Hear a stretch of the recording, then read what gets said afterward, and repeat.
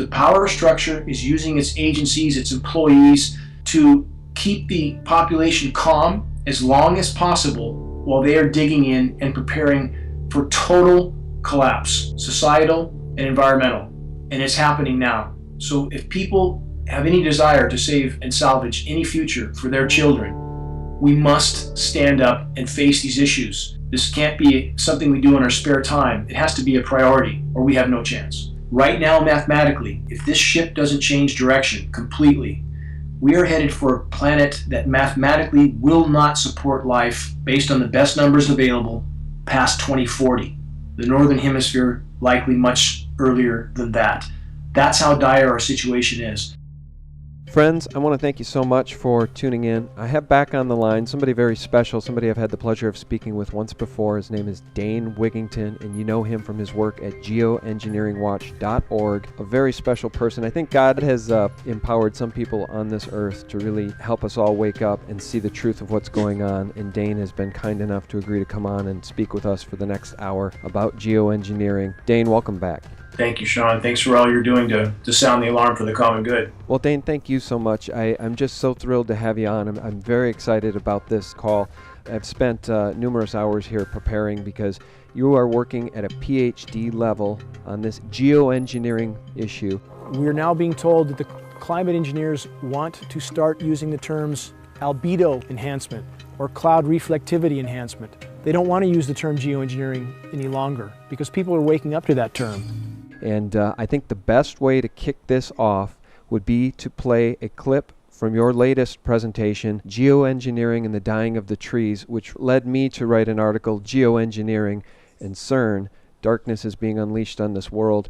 This is from Dane's video, Geoengineering and the Dying of the Trees. It seems that the effort to try to deceive and confuse the population as to what's going on in the skies above their heads continues, and the whole of academia is helping to hide what can only be described as crimes against humanity, crimes against nature, not just ecocide or genocide, but omnicide, the destruction of all life on Earth. And that's literally what's happening from these programs. Whatever the intent, the result is the same. And for us on the ground, it amounts to biological warfare as well. We know we are breathing what they are spraying.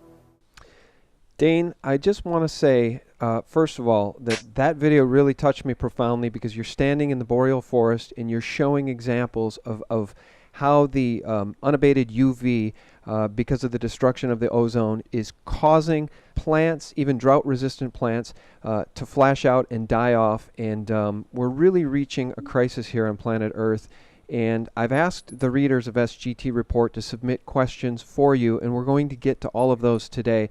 But I want to kick off with this one from Andy, who commented, and he really hit the nail on the head for me. Andy commented on April 14th, "It makes you realize that the day-to-day stuff we worry about, such as precious metal suppression, dollar and economic collapse, is all trivial by comparison. None of this matters as long as they forge ahead to destroy all life on Earth." Dane, I think that really sums it up. This is probably the seminal thing that humanity should be focusing on right now, geoengineering, HARP, and this program, which appears to be a program of genocide. Well, again, the result is exactly that, but the scenario that has brought this on us is certainly much more complicated. And this is what people grapple with, Sean. They grapple with why. Why would this be done? But you have to look back to the origins and the progression of these programs to fully understand that. And ultimately it comes down to power and control. Such things always have. So you have to look at the evolution of this, though. How does the cancer become what it is? Does the cancer intend to kill the host? Is that the original intent? I would argue that it's not.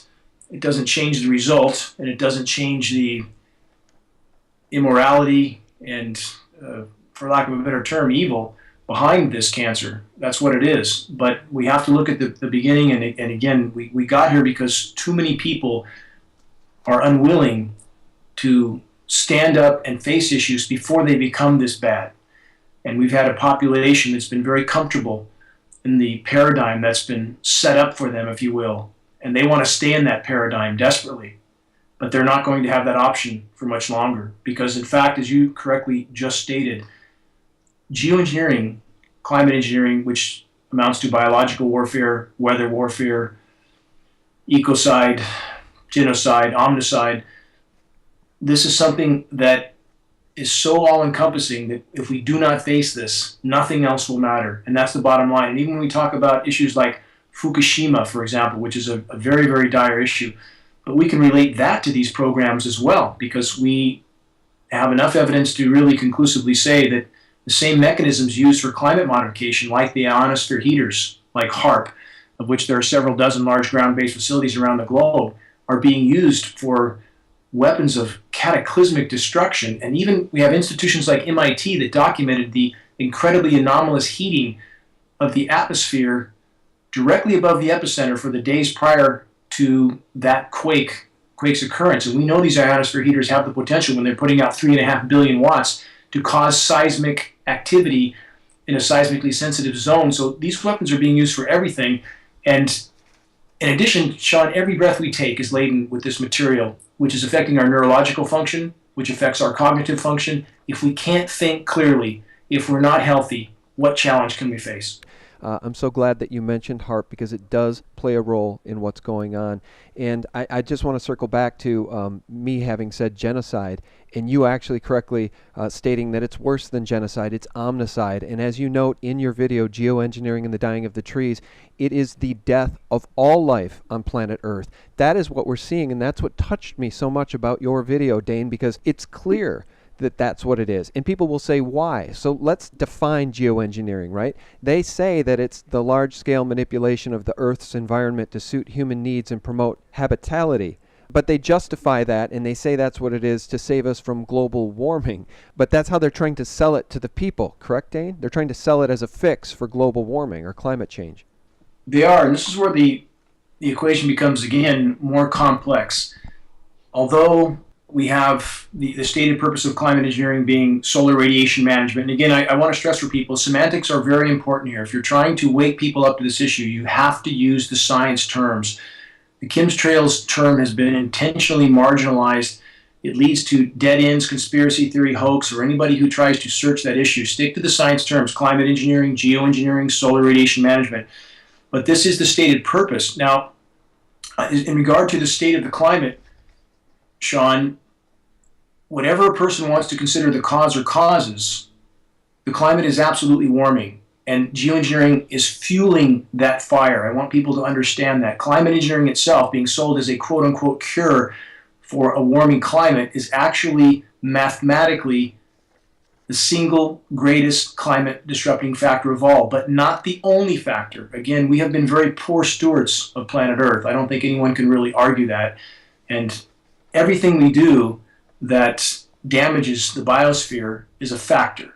There's no rationally denying that. But that being said, again, to intentionally manipulate the climate in the way that the power structure has tried is horrifically harmful. And it's the worst possible pharmaceutical quote-unquote cure, as they're trying to sell it to us as a cure for the planet. But in reality, again, there is no benevolence in these programs. And the attempt to sell them as somehow being benevolent is simply a lie. This is, again, about power and control, nothing more. So people need to understand that in regard to even the notion of this being a quote-unquote cure for climate engineering, it is making a bad situation far worse, not better. And that's never been the real underlying motive behind the climate engineering. Again, it's about power and control, period. And you note in your video, the geoengineering assault from every direction is completely thwarting the web of life in the boreal forests of Northern California. What I found profound about your video, I found everything profound about your presentation, actually, but what I found particularly troubling was that I heard no birds chirping, Dane. I heard no birds chirping throughout the duration of that 10-minute video. Why didn't I hear any birds, Dane? Well, there's no maybe about it. The most direct assault and the greatest causal factor for the science or the silence in the forest is absolutely climate engineering. When you have these toxic bioavailable materials coming down, sterilizing soils, sterilizing waters, we know in the last 10 years, as measured by a former Forest Service biologist that's done it for 35 years, we've seen a 90% decline in Shasta-Siskiyou counties, Northern California, of aquatic insect life, 90% decline in terrestrial insects. when you have this incredibly intense UV radiation bombarding us as well, in addition to the toxic bioavailable materials, metals, aluminum, barium, strontium coming down on us, we have now a shredded, completely decimated ozone layer. And Sean, we're seeing UVB levels that are as much as 1,000% higher than we're being told. That's 10 times higher. So let me break that down so your listeners can have a little better comprehension of that. We're told by all major metering agencies that no more than 5% of incoming UV should be UVB. The rest should be UVA. We're seeing 60% UVB. Now, again, that's 12 times higher. That would be 1,100% higher than what we're, or 1,200% higher than we're being told, excuse me.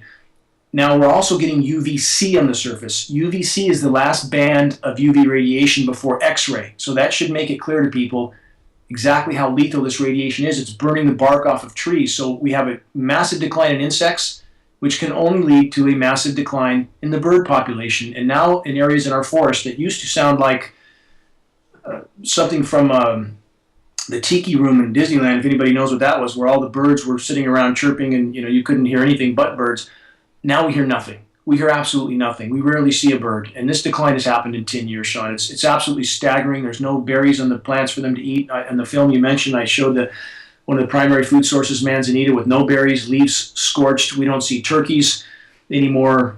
It's an absolute crash, Sean. Well, why don't we do this, Dane? Let's level set and let's talk about the three types of materials that are being used and collected. I know from Sophia Smallstorm's video, HARP, chemtrails, and geoengineering, how they are changing you, where she discusses these three types of materials. Let's talk about that. First, I want to say, Sophia Smallstorm, what a brilliant researcher. It took me a while to figure out that she was the mind behind 9/11 Mysteries, and of course her recent Unraveling Sandy Hook in 2, 3, 4, and 5 dimensions is brilliant, and her video, HARP, chemtrails, and geoengineering, how they are changing you, is also brilliant. She's working at a different level than most researchers. She's very, very smart, and I just want to give her credit. I want to call attention to that video. It's a must-see. HARP, chemtrails, and geoengineering, how they are changing you. And we can touch on that, Dane, if you'd like, because the three types of materials that they are spraying are metallic salts, oxides, aluminum, barium, strontium, as you mentioned, filaments and fibers. I want to ask you about that because it triggers the question of Morgellons for me personally, and engineered biologicals. Sophia notes that these are conductive charged particles, which is a very, very bad thing. We also know from Francis Mangels, the retired federal wildlife biologist, of the extremely high aluminum levels in the water. And in Sophia's video, she credits you as noting 375,000 micrograms per liter in a pond in Bella Vista, 12,000 micrograms per liter at Mount Shasta, according to Mengels. And the feds consider safe levels to be 0.5 micrograms per liter. This is an absolute assault on humanity, Dane, and I just want to ask you about those three types of materials. How are they affecting us as human beings? How are they changing us? Well, again, in regard to the metallic elements, obviously those are more conductive. Those particulates in the atmosphere make the atmosphere more conductive. We're seeing parts of the continental U.S. atmosphere up to 400% more conductivity than historical norms, thus the increased lightning strikes in many areas. So as we absorb those materials, we become more conductive as well. That makes us more susceptible to RF frequency. In regards to the filaments, you have patents, Sean, where the filaments are named the Welsbach patent, which is a primary climate engineering patent that names polymer fibers as part of that patent. And the purpose for the polymer fibers is to try to help keep these metallic particles aloft better, to mimic a spider web, if you will. So we have on various videos what appears to be the blending of these materials behind the aircraft, and this is what the patent calls for. So, and there has been a number of circumstances where it appears there's a mechanism malfunction and the ground gets covered with these filaments. Have you seen that before, Sean? Looks like it's covered with spider webs. The whole landscape is covered. No, I personally have not, no. Okay, we've seen this happen on a number of occasions, and this appears to be, again, a mechanism malfunction where the polymer fibers and the blending behind the aircraft, something goes wrong. We have a landscape, looks like it's covered with spider webs, and those filaments have been tested, and of course they can contain the same heavy metals that we would expect them to contain. They're certainly not spider webs unless spiders are building their webs out of aluminum and barium. So when the body absorbs these filaments, as we would expect, the body then tries to expel them. So we can speculate, and I think there's enough data, as Sophia presents, that there are a lot of elements perhaps in this mix, and none of them beneficial to the body. But these foreign substances, the body tries to expel. We would expect this. All these materials, especially the nanometal particulates, are all bioavailable. They're being uptaken in all plant life. According to Norwegian researchers that we've communicated with, they're seeing horizontal gene mutation in all plant life. So again, this is a complete disruption of the entire web of life. And aside from what's happening to us on a physical level individually, we're seeing the planet as a whole, its life support systems, virtually torn apart. So even if this wasn't happening to us individually, our individual health, if the planet can't support life, we're done. And we are heading in that direction, Sean, at breakneck speed. If we get to the larger mechanisms of the planet's life support systems, for example, plankton populations, which is a foundational pillar for life on Earth, the shredded ozone layer and the UV, which I mentioned, is now killing plankton. A lot of factors are killing plankton, but none as all-encompassing as the shredded UV. So we see global plankton stocks down 50 to 60%. Plankton supplies 50 to 60% of the Earth's oxygen content. The boreal forests are dying for all the reasons we mentioned, the bioavailable metals, the increased UV, the disrupted hydrological cycle. The boreal forest, the second largest source of oxygen on the planet Earth. So again, from every aspect, from our own health to the health of the planet, climate engineering is the most destructive factor of all right now. And so many people, Sean, do not seem to be able to recognize or face what they can see with their own eyes. The cognitive dissonance is incredibly hard to get around. And the normalcy bias, if you will, Sean, and I'm sure you see this in your life as well, the normalcy bias of people who can't or won't face the fact that what has been will not continue to be much longer. And you write below your video, Dane, it is imperative to wake the masses to our common plight. All those who are already awake are needed to assist with this ongoing, critically important campaign to awaken others. Arm yourself with critical data and pass it on. Make every day count in this battle. If the trees die, we die. And I guess that brings me to this question. And your quote here in your video at 8:20 in the video, you say the agencies are not talking about it. They're not admitting to it. Their job is to hide it. Why is that, Dane? Why aren't we getting any help from governmental agencies or representatives? Are you finding any traction with anybody on this issue? None that are willing to speak publicly. And this is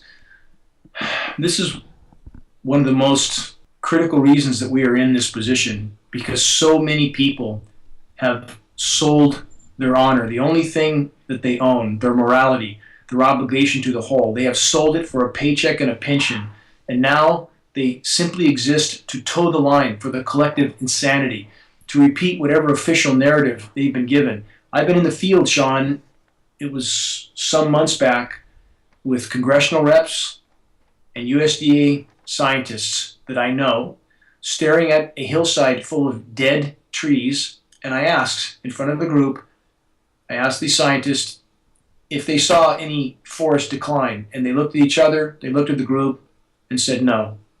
Now, when quote-unquote experts or government officials start to call day, night, up, down, black, white, we are truly living in an Orwellian world.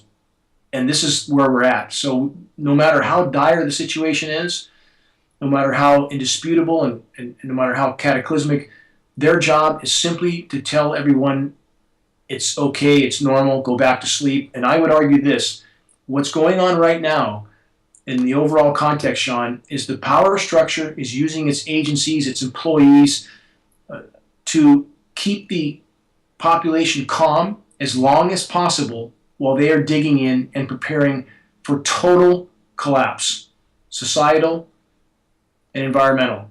And it's happening now. So again, if people have any desire to save and salvage any future for their children, we must stand up and face these issues. This can't be something we do in our spare time. It has to be a priority, or we have no chance.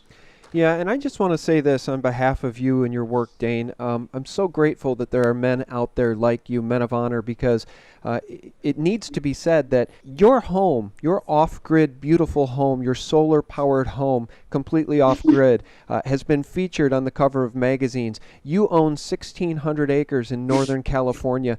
You could just retire into this good night and enjoy the rest of your days in peace. You do not need to trouble yourself with this issue. Certainly, if you weren't honorable, you wouldn't. It's too big. It's too ominous.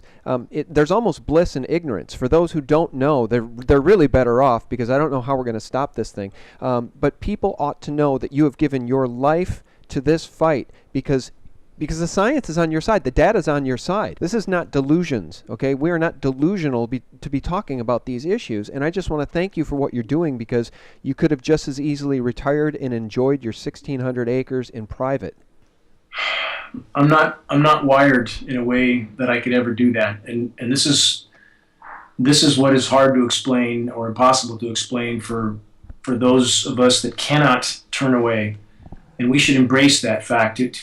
To not be able to turn away brings a lot of pain and difficulty for me. It's been the last 12 years of being engaged in this battle, and using my entire SEP account, my retirement account, to wage this war. But how does one not do this? That's what I don't understand. How does one not do this? How does one look at their children and turn the football game on and grab the six-pack and ignore what's happening and claim they love their children? That's what I don't understand. So again, I feel grateful that I've seen these things, or been forced to face this issue, and that I've been allowed to be a part of trying to fight it. I'm grateful for people like you, Sean, that give a voice to this issue. So those who think that they can hide, who think that they can live in whatever comfort they feel they have and can avoid facing reality, they're going to be in for a very rude awakening very, very soon.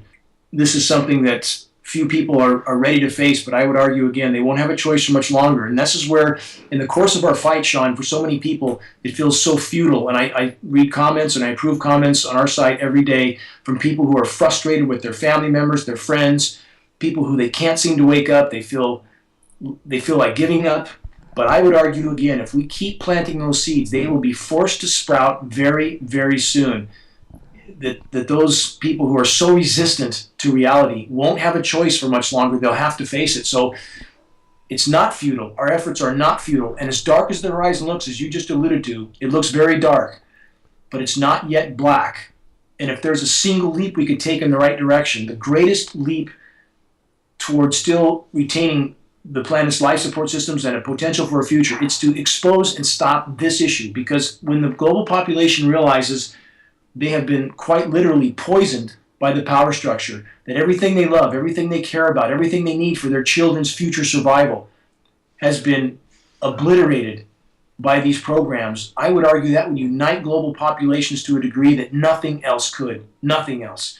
If we can simply bring this issue to light. So many people discuss that we have to file lawsuits and we have to get litigation going, or legislation and so forth. If we can simply bring this to light, that will happen on its own. I've been contacted in the last week by an attorney that's now willing to join this battle on his own. I'm connecting him up with 2 other attorneys that I already have contact with. The wheels start to turn on their own when people in various arenas that we need in this fight, when they realize that they are going down with the ship, that their jobs, their positions, their retirement accounts, none of this will matter. None of it will matter very, very soon. And that we have today to face this issue. And if we don't face this issue today, we won't have tomorrow. So again, back to what can we do to stop this? I continue to make the argument, if we can bring this issue to light, if we all work together to bring this issue to light, and that means moving the ball forward every single day with those around you, effectively, efficiently doing it, not pointing at the sky and ranting, but learning what's going on, utilizing the latest data, not marching forward with some impression you had from 10 years ago from some headline you saw that felt good, and so you believed it, and now you're still marching to the same tune.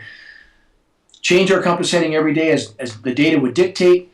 share credible data, and help us to bring this issue to light. And if we can simply bring it to light, Sean, I would argue the rest of the wheels will start to turn and the dominoes of the power structure will start to fall. I hope so. I will just tell you this, if it makes you feel any better, and it won't. We focus very much on the monetary situation at SGT Report. My videos starting out early on YouTube were all about precious metals and having honorable money, real money, tangible money, because the power structure is going to tank the dollar in the world economy. And it's just as hard to wake people, friends, neighbors, and colleagues up about that issue as it is anything else. The dollar paradigm, people think, will go on forever when it's actively right now coming to an end, and nation states are turning against the dollar. It's the normalcy bias that you talk about. People don't want to face these issues, and this issue of geoengineering is just so much bigger, Dane. We really have our backs up against it. And before I go to readers' questions, I want to ask you one of my own, which also comes up from readers. If they know what you know, why are they doing this? And I wrote in my article that the conclusion here is that there is a battle being waged for the planet. On a statistical basis, humanity is losing.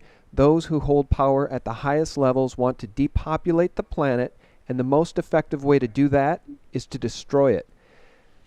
Am I overreaching here? Because that seems like exactly what's going on when you want to if you take a look at Agenda 21, if you take a look at the Bilderberg Group, if you take a look at some of the people in the highest echelons of power on this planet, it seems to me that depopulation is actively being pursued here. And as I just interviewed my friend Harley Schlanger, the video that we posted prior to this one, Harley says that the drought in California is a genocide in progress. And he notes that Governor Jerry Brown recently said that California is really only suited to support about 500 to 600,000 people. There's 39 million people, Dane, in California.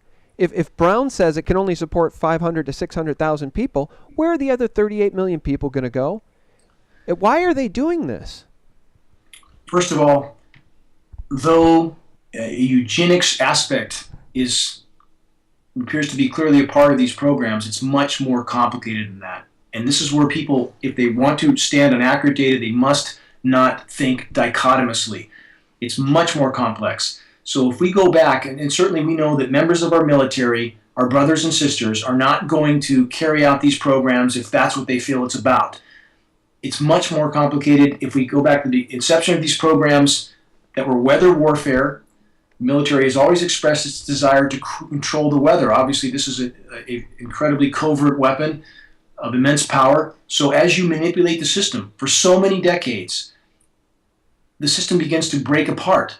And the more the system unravels, the greater the military ramps up these programs. So now we have mechanisms in the planet that are triggered, climate mechanisms, positive feedback mechanisms that can't be turned off. And this is where people, again, their disdain for Al Gore, we all love to hate Al Gore. How do you not? He's a part of the system. He did exactly what they wanted him to do. Al Gore played a part that made people hate him so much, and justifiably so, that they now refuse to look at reality. They now refuse to believe that anything could be wrong with the planetary system and the climate system. It's all just a hoax. It's not a hoax. And even if we only look at geoengineering as the only cause for the damaged climate system, which is not true. Of course it's not true. When you cut down forests, you put 100 million tons of CO2 in the atmosphere a day, you pave the planet, you poison the oceans. Those are all major decimating effects to the ecosystem. But if we ignore all that and we only look at climate engineering alone has done horrific damage to the climate system. And the more damage that's done, the more they ramp up these programs to hide that damage, Sean, just like we saw in the Gulf of Mexico with the chemical Corexit. Do you remember that? Oh, absolutely. Corrects it, more like breaks it. Exactly. Poison. They poisoned the Gulf. Exactly. So what was the goal there? Was the goal to poison the Gulf? I would argue no, but they don't care what damage they cause. The goal is to hide the problem. So Corexit made that situation in the Gulf, according to environmental impact reports, 52 times more toxic. Same philosophy applies here with the climate engineering. They will not give this up as a tool. It's a weapon for control, for eugenics, for exercising power around the world. The more they exercise this weapon, the more damage they do, and the more they have to ramp up these programs to hide that damage. It's a very vicious downward cycle. So now we have methane mass expulsion happening in the Arctic. It is happening. It's not speculation. We have metering from the atmosphere that shows methane is going through the roof. And there's many sources of methane. We have fracking. We have other sources based on industrialized civilization. But the methane deposits on the Arctic seafloor are immense. There's enough methane there to mathematically cause a Permian-style mass extinction 100 times over, and that methane is now releasing. Let's trace that back to climate engineering. If we ignore everything else, which is not rational, but let's do it for the sake of this conversation. If we ignore all other sources of damage to the planet, let's look at just climate engineering. Climate engineering has changed upper-level wind currents. This is how they manipulate the quote polar vortex, which is a completely engineered scenario. It's changed upper-level wind currents, which changes ocean currents. We have warm water pumping into the Arctic. That's thawing methane on the seafloor. Methane then migrates to the surface and into the atmosphere, where it causes even more heating, which causes even more methane to release. It's a positive feedback loop. The word positive is deceiving in this regard, but that's what it means when the loop feeds itself.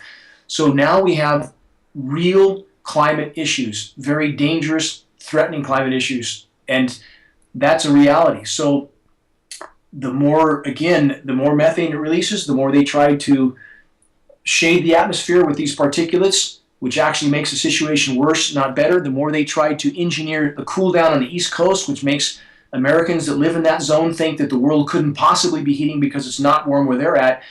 Sean, I don't know if you've seen any of my work on this, but I posted piece after piece showing clearly the most anomalously cool place in the whole world for the last 2 years is the eastern half of the US 48. Have you seen any of those maps? Yeah, I have, and I've been watching reports from the HARP report, a very talented YouTuber who has been discussing this manufactured polar vortex, Correct. All part of the propaganda. So Correct. We also have, and a part of that as well, is chemical ice nucleation of any moisture they can get a hold of. So right now we have a snowstorm happening in Colorado. Temperatures of 40 degrees. Why is it snowing at 40 degrees? Because they can chemically nucleate it. And any who don't believe this can be done, you simply have not done your homework. You've not done any investigation. This is science fact. It's incredibly well documented. Mainstream media documented the Chinese weather modification scientists creating chemically nucleated snowstorms over Beijing in 2009 until they did $1 billion worth of damage. We have the patents going back to 1950, some to NASA for this process. So again, anywhere they can create the illusion of cold, they do. This creates public division, public confusion. A divided house can't stand, but every event they engineer makes the overall, every engineered cool down, I should say, Sean, makes the overall warming of the planet far worse, not better. So again, the very vicious cycle. In order to hide the problem, like the corrects that we just went over in the Gulf of Mexico, same thing's happening now. They're trying to confuse and divide, especially the American population, the last potentially counterbalancing population to this out-of-control power structure. They are trying to confuse and divide that population, and that's something that we must all look at data so we understand what's happening, so we don't become divided, so we stand united in this fight against climate engineering. And we recognize that climate engineering has, in fact, horrifically damaged the climate system, along with a lot of other factors, but climate engineering being the single greatest factor. yeah, absolutely. And I want to cite this quote from Max Bliss in an interview he did with the Richie Allen Show. "The spraying we are seeing is a weapons system, a weapon against humanity," end quote. You know those 4 pictures I sent you, Dane, of the spraying above my town? You said the pics are 100% aerosol for sure. The horizon-to-horizon trails are only a small part of the total picture. But before we get to readers' questions, I just want to give you a chance to expand upon that in case we've missed anything. How is the spraying just a small part of the geoengineering picture? Is it because of HARP and these other things? Okay, I'll back up. I'm going to answer that question in a moment. Let me back up on the previous quote. In regard to, again, it's imperative people remember that the motivation behind these programs, our military brothers and sisters are being told that these programs are for the common good. And there are many people in this loop, scientists. I've communicated with some who absolutely believe what they are doing is necessary to slow a runaway greenhouse effect. They live in bubbles. They're not looking at the whole picture. But it's imperative that people understand the vast majority of people involved with these programs are being told and are choosing to believe that they are doing something that's necessary and for the common good. And that's why it's imperative that we reach them with credible data so that they understand what they're doing is making a bad situation far worse, not better. So people need to look at the bigger picture. As far as these trails and the horizon-to-horizon visible lines being only a part of this, many people are still, Sean, calling what is a shorter particulate sprayed dispersion, they're calling that condensation trails. That is not the case. Even the shorter bright trails are still sprayed dispersions. People need to understand that. When you see the silvery white sky, that's a sky full of particulates. We know from a high bypass turbofan jet engine, which is all military tankers, all commercial aircraft, 85% of the air that passes through that engine is non-combusted. That's basically a jet-powered fan. They're nearly incapable of producing a condensation trail except under the most extreme circumstances. We should not see anything behind these aircraft. And when we have film footage of even these shorter trails being turned on and off, that in and of itself makes clear that is not a condensation trail. So when we see the featureless skies and jets leaving what appear to be a shorter trail that eventually settles to lower levels of the atmosphere, disperses, these are all sprayed dispersions, all of this. So again, many people are only looking for these horizon-to-horizon trails. That's a big mistake, and I've been outside through too many nucleated snowstorms to count.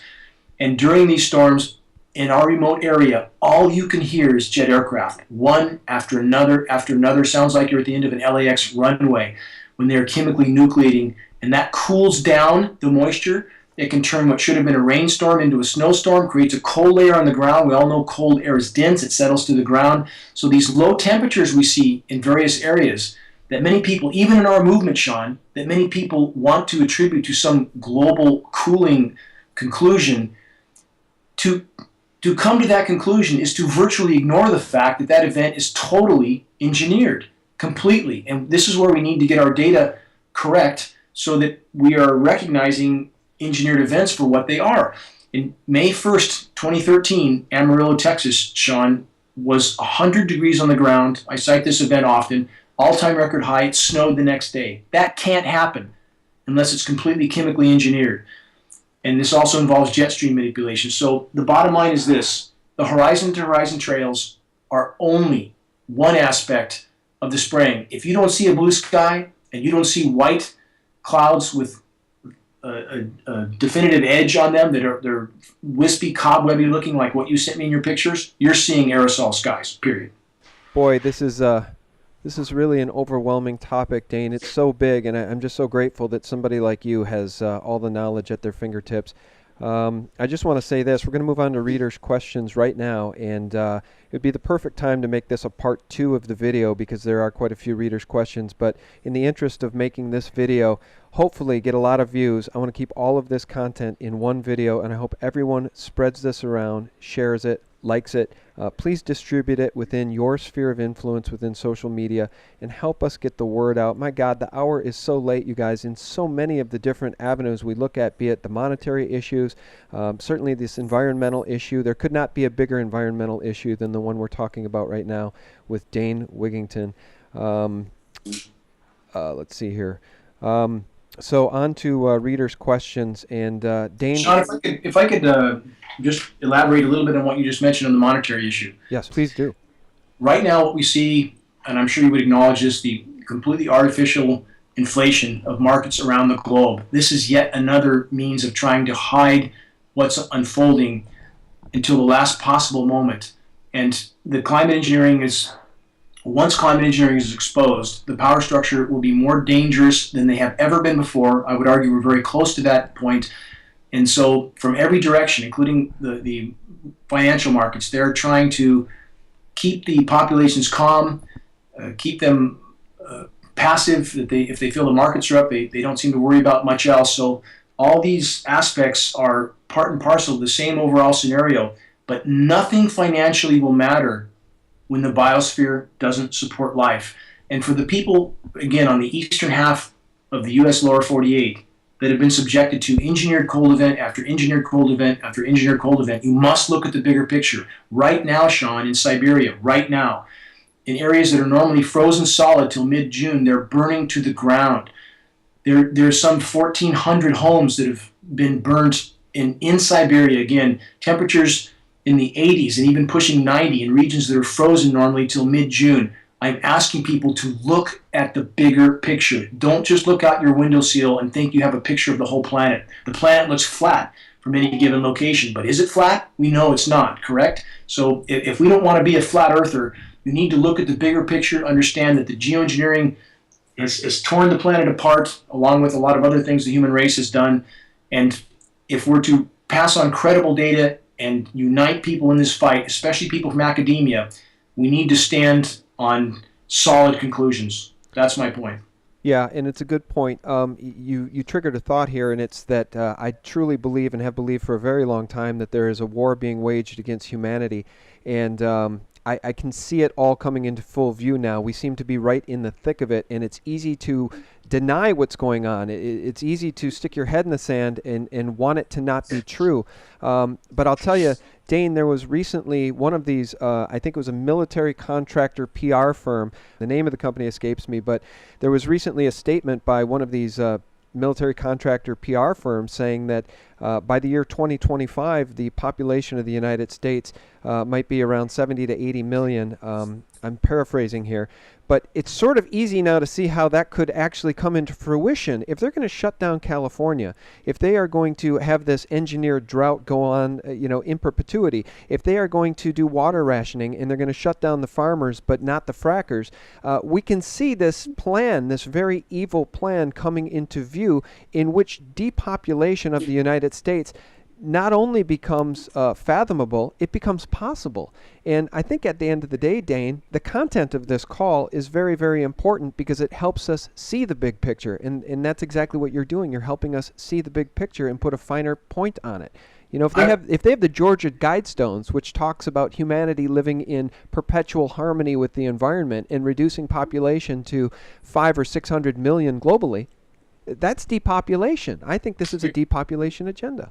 Certainly, again, I would argue that that is absolutely a part of the agenda, but the agenda is complex, and you also have now a desperate attempt by the power structure, who I believe felt they could play God with the weather indefinitely. Right. They now know they have triggered things they can't turn off. Again, the methane mass expulsion in the Arctic being the most dire of those feedback mechanisms.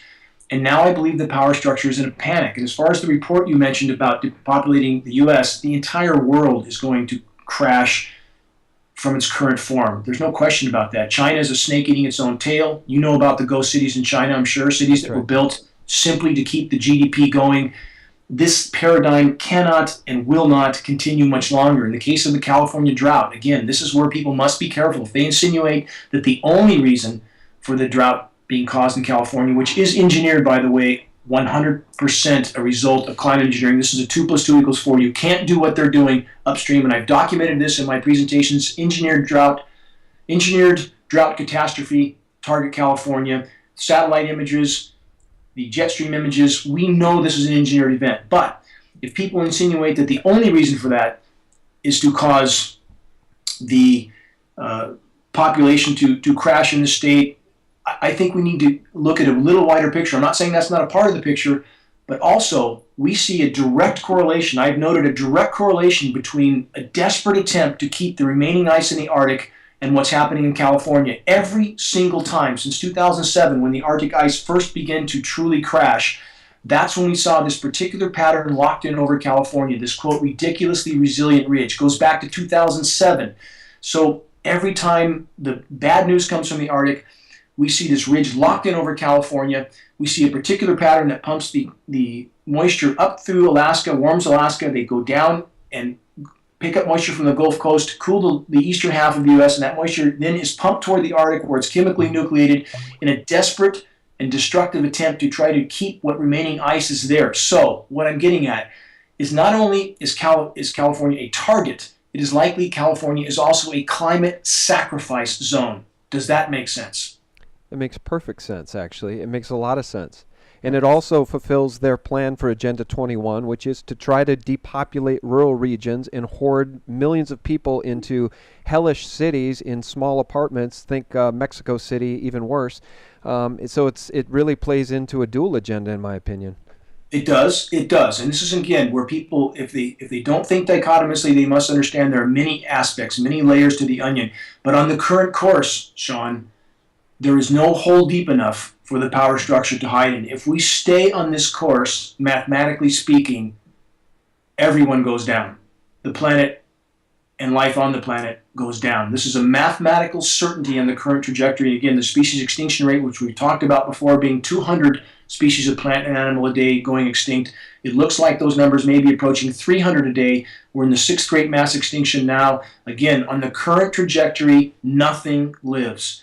We must change course. People must join this fight. The climate engineering issue, which is many more issues, again, that's biological warfare, weather warfare, it's many issues. I want people to understand I don't mean it's just a climate engineering issue. But if we do not deal with this issue soon, nothing else will matter. Okay, and now to readers' questions, and you just answered Bill's question. Number one, is the drought in California being geoengineered? You answered that just moments ago.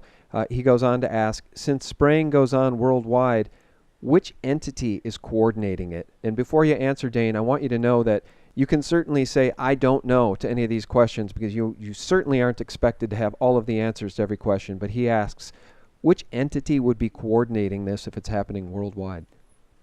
If I don't know, I certainly will say so, but I can give a general answer to that. We know there's collaboration between the major powers. The NATO countries are certainly involved on one side of that fence, China and Russia on the other.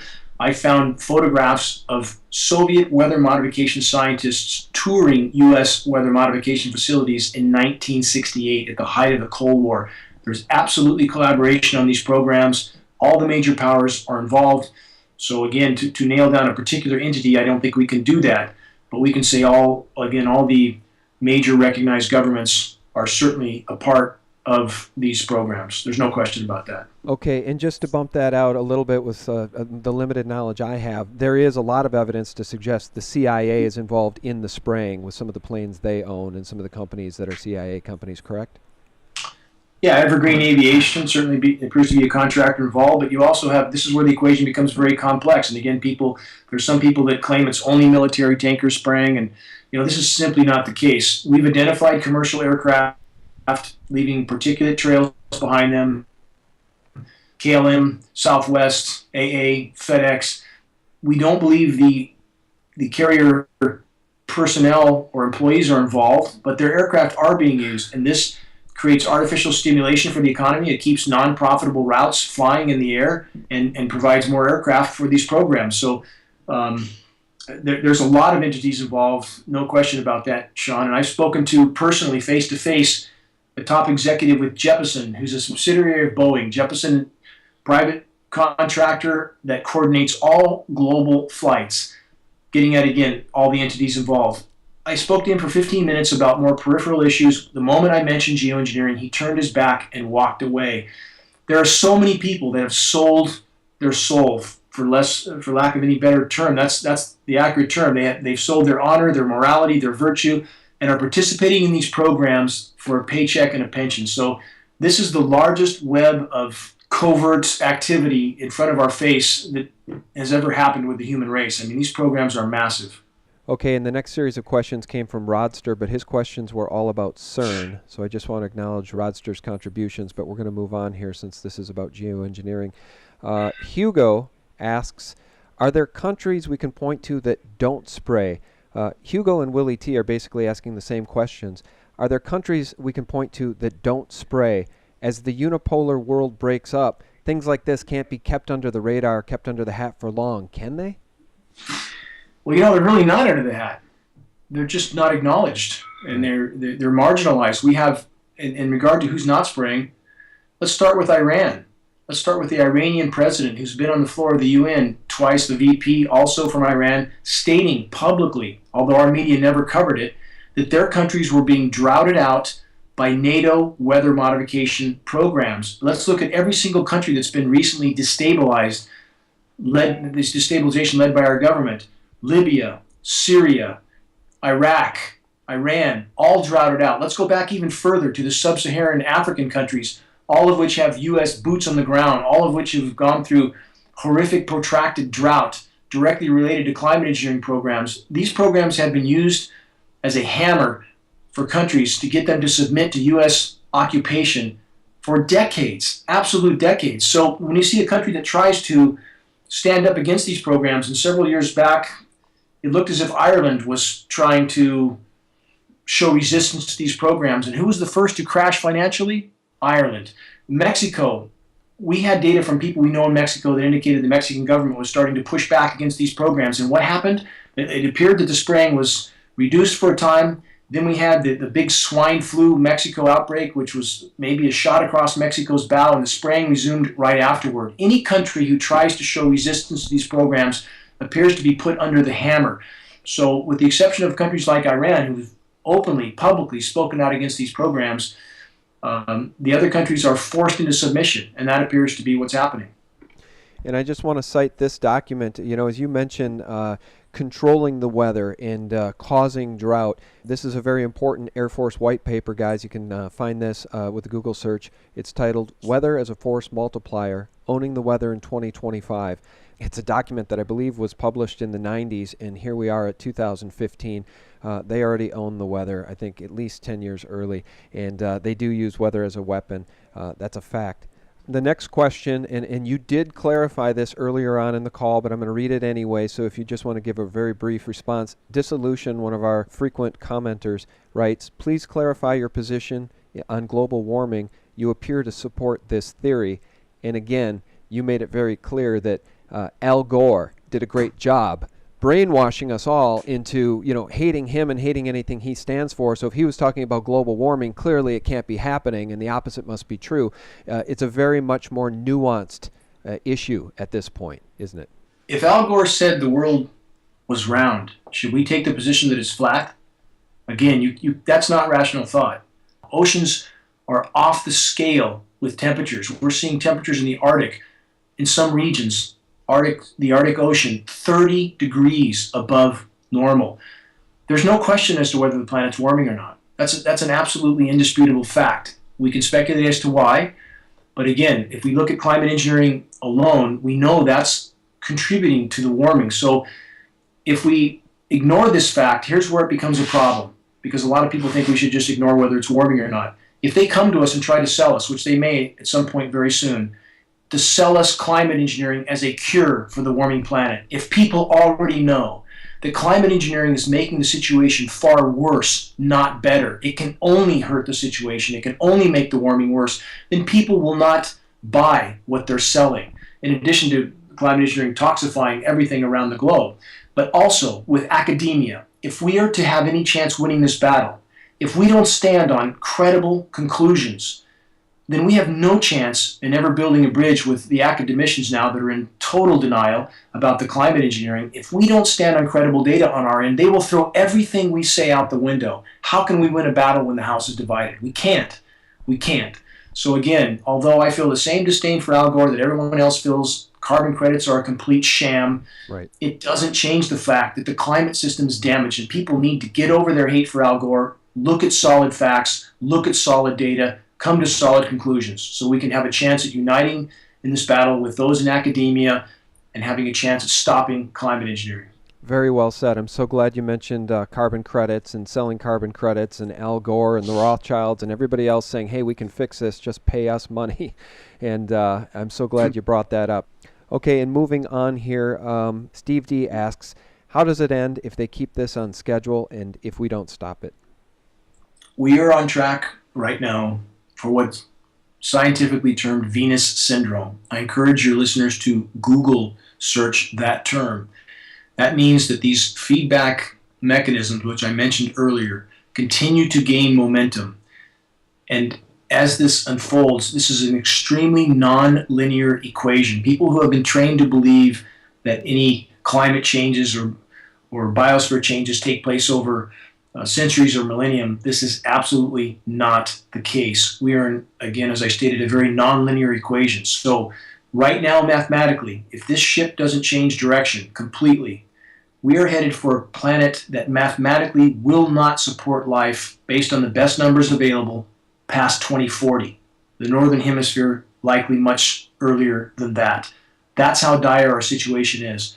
And if people examine, again, right now, the kind of die-off we have happening around the globe, the fact that we're in the 6th great mass extinction, the fact that global pelagic fish populations are 95% depleted, bluefin tuna 97% depleted, the oceans are 30% more acidic than they were at the start of the Industrial Revolution. The planet is crashing and burning right now. We must change directions completely. So that's where we end up, Sean, is Venus syndrome. And people who think that Venus is 900 degrees on the surface because it's so close to the sun, this is not mathematically correct.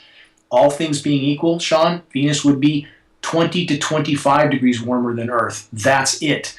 But it's 900 degrees on the planet surface because it underwent a runaway greenhouse effect. And now the atmosphere is so dense, the heat comes in and nothing gets out. And that's exactly the track we're on. Methane is like a layer of glass around the atmosphere. As I mentioned earlier, methane is flooding the atmosphere right now. And over a 10-year time horizon, methane is 100 times more potent a greenhouse gas than CO2. Methane is will be the true final nail in our collective coffins if the methane expulsion continues. So we're back to climate engineering. We're back to allowing the planet to respond on its own, which it can't right now. It's in a geoengineering straitjacket, which is tearing the life support systems apart and contaminating the entire thread of life. We must stop these programs, Sean, if we were to have any chance. If we don't change course, mathematically speaking, we have no chance, even for the short-term horizon. And our friend Eric Dubin from News Doctors made a comment here, and I just want to share this with you, Dane, and get your opinion on it. He says, Google CIA and geoengineering. There was a huge burst of news media coverage at the end of 2014 and into the first couple months of 2015, and he ponders if that was deep state PR firms pushing it for some unknown reason, maybe in order to bring up the excuse of geoengineering and to kind of get that into the public consciousness as the excuse for pushing the climate change propaganda. You note in your video, Dane, that we're now being told that climate engineers want to start using the terms albedo enhancement or cloud reflectivity enhancement because they don't want to use the term geoengineering any longer because people are waking up to that term. So what's the best way to address Eric Dubin's observation there, Dane, about a huge burst of news media coverage at the end of 2014 and into 2015? I saw a bit of it, and certainly they're trying to introduce the term to the public, but I would first advise Eric and any that have the same conclusions that when we refer to climate change propaganda, that's to deny that the climate is changing, and that simply doesn't help us build bridges with those in academia who recognize, rightfully so in this case, the climate is absolutely changing. Climate engineering is a huge part of why it's changing, not the only part. So if right now, I believe, Sean, to try to put this in a nutshell, the changes that are happening can't be hidden much longer. We have Arctic ice, in spite of the headlines that so many people bought. Arctic ice is at all-time record lows right now. I challenge your listeners to look at this. It's not about Al Gore. It's not about the carbon credit sham. It's about reality and real damage that's been done to the planet, much of it by climate engineering. They can't hide this much longer. At the point in time, they can't hide the fact that the cryosphere is imploding, then they can't hide climate engineering. At the point in time they can't hide climate engineering, our paradigm changes because then the entire planet realizes they have all been irreparably damaged. They've all been poisoned and contaminated by these programs. That makes the power structure more dangerous than ever. That leads us to Jade Helm, military exercises that are being lined up right now, which I'm sure you know about. And now, what else might they do? What else might they do to cause a massive environmental cataclysm like the one that caused Fukushima, which again appears to be directly related to the ionosphere heaters? And we have credible institutions like MIT that have documented this atmospheric heating. And I'm reading you a headline right now, Sean, from 2 days ago. A 1,000-mile stretch of the Pacific Ocean has heated up several degrees, and scientists don't know why. What's happening there? Are the ionosphere heaters being used again? I don't claim to know, but I'm saying there are incredibly anomalous things happening. Are they trying to trigger another seismic event? Is that possible? Yes, scientifically it is possible, and it appears to have happened. I just did an interview yesterday with former Army Major General Bert Stubblebine, which I'll publish later today. This is a former Army general acknowledging that Fukushima, or the quake that triggered Fukushima, was a direct result of ionosphere heater signals. So again, the data indicates that they do have this power. Is there something else being attempted right now in order to bring the final blow to what's unraveling around us? And is the Jade Helm and military exercise a part of the preparation for this? We can't know. No one can see exactly how this is going to unfold unless they're on the inside. But I would argue this: their ability to hide the gravity of what we face and what is unfolding is waning by the day. They can't hide it much longer, and it's likely that the power structure will play some very big cards soon. So we would all be wise to use every day we can to help sound the alarm, Sean, and do that with credible data. Don't do it with an impression you had from something that felt good to believe 5 years ago. Look, learn, get rid of your filters, and look through a clear lens. That's our best chance of gaining traction and changing direction. I'm so glad that you're out there, Dane, doing your level best to inform people and to wake up humanity, to wake up Americans, because we are the last bastion of freedom on this planet. We need to stand up, and we need to try to take this thing back before we hit the point of no return. And the point of no return seems to be coming on quickly. It is. And again, if people would abandon fear and remember what's the worst that can happen is we get a ticket out of the insane asylum, because we're all literally in an insane asylum at the moment. So if people focus their energies on every single day waking up those around them with credible data, pass on some credible data, have a flyer. We have informational flyers on Geoengineering Watch that people can download for free, Sean. Pass something credible on to people to help wake them up. Don't point at the sky and rant and rave. Do it in a credible manner, an effective manner, and do it every single day. Every single day matters in this battle. So if we all pull together, we can yet accomplish a tremendous amount of good, even at this late hour, Sean. Well, I just want to call attention to your fabulous website again. It's geoengineeringwatch.org. And, the work you're doing, I don't know anybody else out there that is doing the work that you're doing, Dane, but we're just so lucky to have you, and we're so lucky to have men like you out there, men and women out there like you. Is there any way that we can help support what you're doing? I know it costs a lot of money. You've been using your retirement to fund this fight. Do you take donations? Is there anything our listeners can do to help support you? The thing that I would ask people to do the most is just be active. Simply be active and arm yourself again with credible data. Go make flyers at your local copy store. In fact, if you make them, there's places to get flyers, Sean, that are much cheaper than, say, Kinko's. I mean, if people find out a printer that will make a lot of flyers cheap, get a credible flyer, and simply what I would ask people to do is to make every day count. Bring these with you. Reach out to those around you. Move the ball forward. Start spot fires of awareness in your area. Hold a viewing, perhaps, with one of the presentations that are on the homepage of GeoWatch. Bring people together and help them to be prepared to start spot fires as well. If we can start enough of these spot fires of awareness in enough places, Sean, the power structure can't put that out, and we'll reach critical mass of awareness, which will start all the other wheels turning that I mentioned earlier. So that's what I would ask people to do, is to simply be active and start raising awareness in your own area from your own home computer. We have links on Geoengineering Watch, the upper left flaming arrow link, and activist suggestions. Use those links and make every day count. Start as many fires of awareness as you can wherever you're at. Absolutely. And I just want to say one last thing here. Don C., Jacobson, Jeff, Matt, a lot of questions here. I think we got to all of your questions have been answered through the course of this interview. I feel confident we've answered everyone's questions, and I want to give a shout out to Eric, who did note at 12:17 p.m. on April 14th in the comments, he said, I think I'm going to print out some of Dane's flyers from his website right now and go post them on the bulletin board at the store. I bet it only takes one day before they are removed because the morons don't like being out of their comfort zone. But yeah, guys, go and grab flyers from Dane's website and start putting them on cars and parking lots. Start putting them on bulletin boards at the church, at the grocery store. Call attention to Dane's site and get people to go there so that they wake up. At the end of the day, that's the only hope we have, Dane, is if people wake up. We have to wake them up.